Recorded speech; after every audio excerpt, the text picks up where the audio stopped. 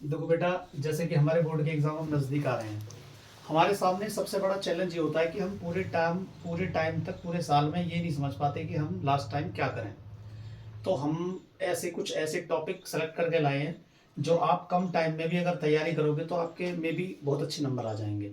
क्योंकि टाइम हमारे पास नहीं है, इसलिए मैं अपने एक्सपीरियंस से कह रहा हूँ कि कुछ ऐसे भी टॉपिक हैं कि आप कम टाइम में अच्छी प्लानिंग से अगर तैयार कर लें तो आपके पास ना होकर के केवल आपके बहुत अच्छे नंबर आ जाएंगे। अब जैसे अगर हम फिजिक्स फर्स्ट की बात करें तो फिजिक्स फर्स्ट में मैं कुछ ऐसे सेलेक्टेड टॉपिक बताऊं जो आते ही हैं मोस्टली, पेपर किसी भी लेवल का हो, जो आपको हर बार हर पेपर में रिपीट होते रहेंगे। जैसे आपने पढ़ा होगा एक produce torque,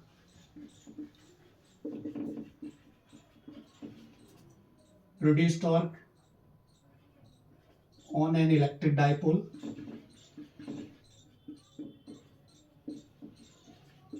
in a uniform electric field. अगर हम इसके रिलेशन की बात करें तो रिलेशन होता है tau equal p E sine theta. एक इसी से रिलेटेड टॉपिक है इसी यूनिट में, work done by rotating of dipole in uniform electric field.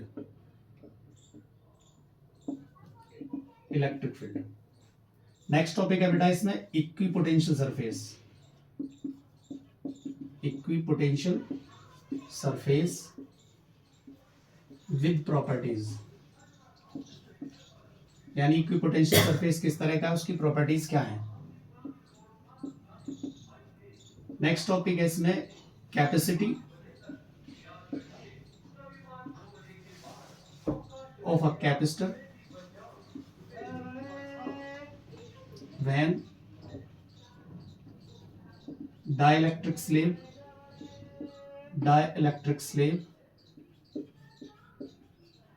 introducing between the plates। आपके पास पहली यूनिट में ये 4 ऐसे टॉपिक हैं जो पहली यूनिट आपके फिजिक्स फर्स्ट में, जिसमें इलेक्ट्रोस्टैटिक कूलम्ब लॉ वाली है, उसमें 4 चैप्टर हैं। 4 चैप्टर में अगर हम कम से कम सेलेक्ट करें तो ये 4 ऐसे टॉपिक हैं जो मोस्टली आते रहते हैं पेपर में, जो आपको किसी भी तरह का पेपर हो हर पेपर में रिपीट होते रहेंगे। तो सबसे पहले हम इस यूनिट के इन्हीं टॉपिक को करेंगे कि ये क्या होते हैं, कैसे होते हैं। अब यहाँ जैसे आपका ये टॉर्क है, टॉर्क कैसे होता है किसी इलेक्ट्रिक फील्ड में, तो देखो सबसे पहले क्या होना है कि आप इसको डायग्राम ड्रॉ कर लीजिए। इसका क्या है डायग्राम, पहले आप एक इलेक्ट्रिक फील्ड बना लीजिए। ये इलेक्ट्रिक फील्ड में जो एरो लाइंस होती है ये दरअसल इलेक्ट्रिक फील्ड की डायरेक्शन को इंडिकेट करती हैं। ये बताती है कि इलेक्ट्रिक फील्ड इस एंड की तरफ काम कर रहा है। अब जैसे कि आप जानते हैं कि normal electric field positive charge से चल करके नेगेटिव चार्ज की तरफ होता है, तो इसका मतलब इसके एंड में, इस फील्ड में इसके लेफ्ट साइड में पॉजिटिव चार्ज रखा होता है और नेगेटिव चार्ज इंडिकेट करता है इसके अपोजिट डायरेक्शन में इधर। तो एक तरीके से आपका ये इलेक्ट्रिक फील्ड इस तरह से रिप्रेजेंट होगा, यानी पॉजिटिव से चल करके फील्ड लाइंस नेगेटिव इधर। बट क्योंकि ये यूनिफॉर्म मैग्नेटिक फील्ड है, अब यूनिफॉर्म मैग्नेटिक फील्ड का मतलब क्या होता है कि आप इस फील्ड के किसी भी पॉइंट पर अगर इसका मैग्नीट्यूड देखें इलेक्ट्रिक फील्ड का, यानी इसके सेंटर पर जाए या आउटर एजेस पे जाए या कहीं भी किसी पॉइंट पे जाए, तो इसका मैग्नीट्यूड हर पॉइंट पर सेम रहेगा। अब यहां हमने एक डाइपोल मान लिया कि ये ए बी एक डाइपोल है। अब आप जानते हैं इलेक्ट्रिक डाइपोल का मतलब एक ऐसा सिस्टम जो नेगेटिव और पॉजिटिव चार्जेस से मिला होता है, जिनके बीच का सेपरेशन 2L होता है, और ये चार्जेस आपके माइनस और प्लस क्यू होते हैं। अब जब एक ऐसे डाइपोल को हम इलेक्ट्रिक फील्ड में रखते हैं जो कुछ एंगल बना करके थोड़ा सा इंक्लाइंड फेज में है, तो हमेशा ऐसे केस में क्या होता है कि इसके अपर एंड और लोअर एंड पर कपल ऑफ फोर्स काम करने लगते हैं। एक फोर्स इधर काम करने लगता है इसका, और एक इसके अपोजिट डायरेक्शन में फोर्स काम करने लगता है। अब देखो बेटा, टॉर्क का मतलब होता है कि किसी एक ही सिस्टम पर दो ऐसे फोर्स काम करें जिनका मैग्नीट्यूड सेम हो और डायरेक्शन अपोजिट हो। यानी जरूरी नहीं है कि हमें ये कपल ऑफ फोर्स का मैग्नीट्यूड जो अपोजिट डायरेक्शन में है ये एक जैसे मैग्नीट्यूड को ही रिप्रेजेंट करे, यानी यहाँ डायरेक्शन भले ही अपोजिट है लेकिन इनके मैग्नीट्यूड हमेशा इक्वल ही होंगे। यानी इनकी अगर देखें तो इस डायपोल का नेचर होगा इन दोनों फोर्सेस की वजह से कि ये फील्ड में रोटेट करेगा, टॉर्क बनाएगा, यानी इसका नेचर होगा इसको इस डायरेक्शन में ले जाने का और इसका नेचर होगा इसको इस डायरेक्शन में ले जाने का।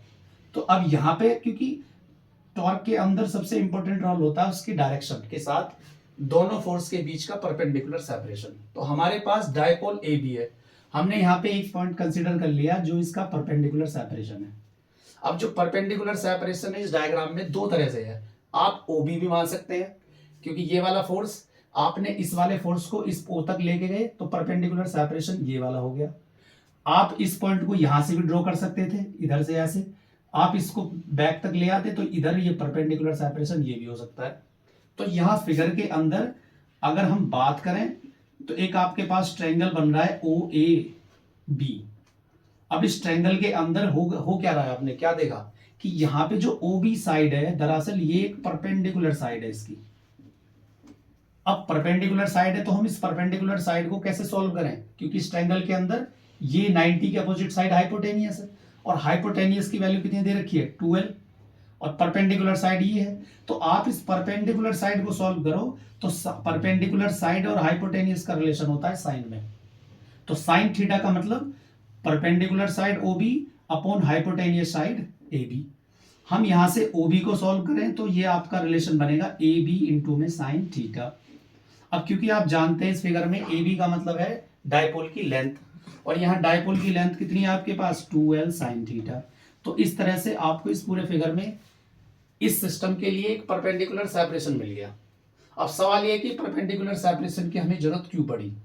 दरअसल जो टॉर्क होता है जब आप टॉर्क को डिफाइन करते हैं मैकेनिकल स्टेट में भी होता है, ये मैग्नेटिक स्टेट में भी होता है, इलेक्ट्रिक स्टेट में भी होता है, फॉर्म अलग अलग हो सकती है लेकिन सभी के कॉन्सेप्ट एक जैसे हैं। टॉर्क, अगर हम टॉर्क की बात करें तो टॉर्क का मतलब यहां है किसी एक फोर्स का मैग्नीट्यूड, यानी मैग्नीट्यूड ऑफ फोर्स इनटू में परपेंडिकुलर सेपरेशन, इनटू में परपेंडिकुलर सेपरेशन। तो टॉर्क टो से डिनोट करते हैं। मैग्नीट्यूड का मतलब है कि जो कपल ऑफ फोर्स लग रहे हैं आपके पास अपोजिट डायरेक्शन में जिनके मैग्नीट्यूड इक्वल है। अगर मैं इसकी बात करूं Q1 की तो इसका मैग्नीट्यूड F1 का F2 के बराबर हो जाएगा, ये जो आपने माना है।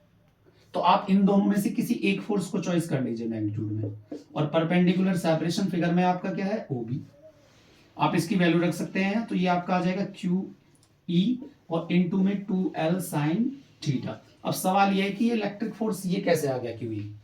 देखिए कूलॉम्स लॉ से हमें बताया गया है कि जब दो इलेक्ट्रोस्टैटिक चार्ज होते हैं तो इलेक्ट्रोस्टैटिक चार्जेस के लिए जो कूलॉम्स लॉ है वो आपका होता है F इक्वल में 1/4 pi epsilon naught Q1 Q2 by R square. लेकिन अगर किसी एक इलेक्ट्रोस्टैटिक चार्ज को किसी यूनिफॉर्म इलेक्ट्रिक फील्ड में रखा जाए तो उस पर जो सिंगल फोर्स होगा वो QE होगा। तो यहाँ पे हमने QE जो कि इसके लिए भी होगा और इसके लिए भी होगा, तो QE की वैल्यू रख करके हम इसको सेपरेट कर सकते हैं।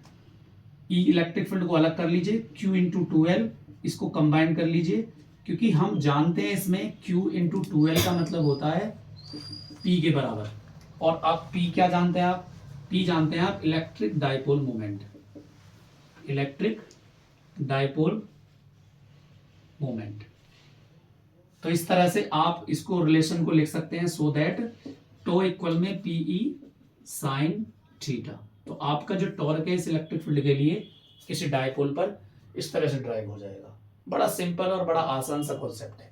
मेन केवल क्या है, आप इसमें फिगर बना लीजिए, डायपोल के साथ फील्ड की डायरेक्शन ले लीजिएगा और बस केवल याद रखिए कि टॉर्क का मतलब है किसी एक फोर्स का मैग्नीट्यूड और परपेंडिकुलर सेपरेशन का प्रोडक्ट। ठीक है, बहुत आसान सा टॉपिक है, सिंपल टॉपिक है, आसानी से हो जाएगा।